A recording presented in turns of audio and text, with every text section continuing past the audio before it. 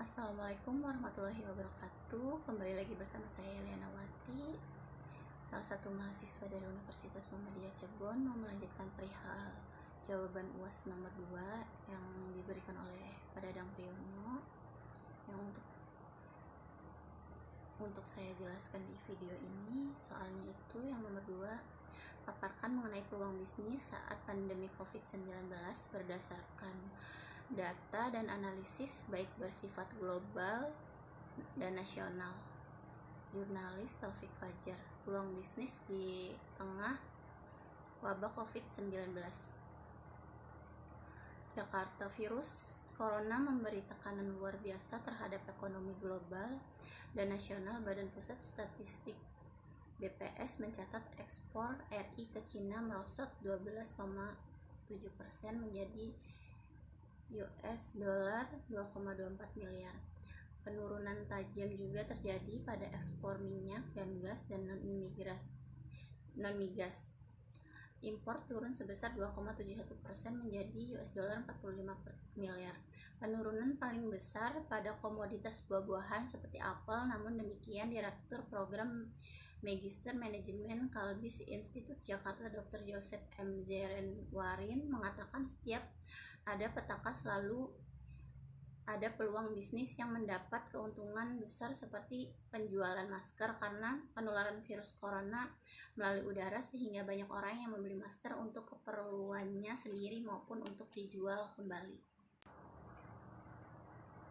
Begitu pula dengan hand sanitizer, dan juga rumah sakit mengalami kenaikan dalam jumlah pasien yang membuat mereka mendapatkan keuntungan juga, walaupun resiko mereka untuk bisa tertular penyakit ini juga besar. Tuturnya dalam keterangannya Sabtu tanggal 4 bulan 4 2020. Dia mengatakan fenomena virus corona membuat fakta menarik di mana timbulnya kepanikan warga yang mulai berbelanja stok bahan mentah di supermarket sehingga membludak. Juga kebutuhan akan makanan cepat saji atau makanan mentah. Hal ini menjadi peluang bagi perusahaan-perusahaan domestik untuk memproduksi dan menjual obat-obatan karena akan dibutuhkan oleh negara-negara yang terkena dampak virus tersebut, ujarnya.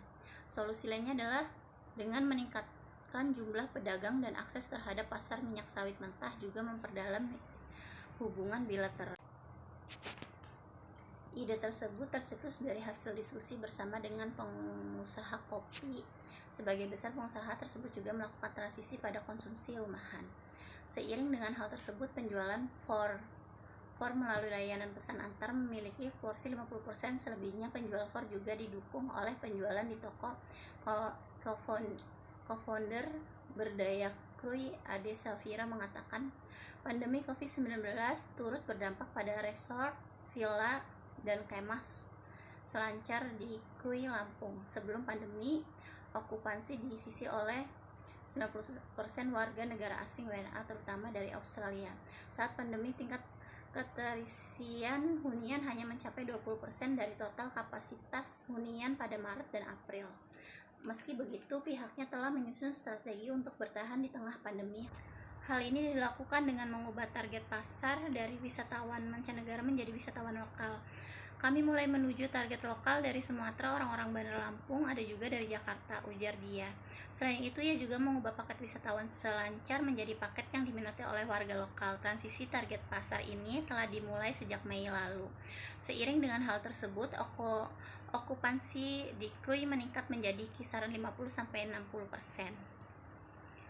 Jadi pandemi mengubah kebiasaan pariwisata, ujar dia.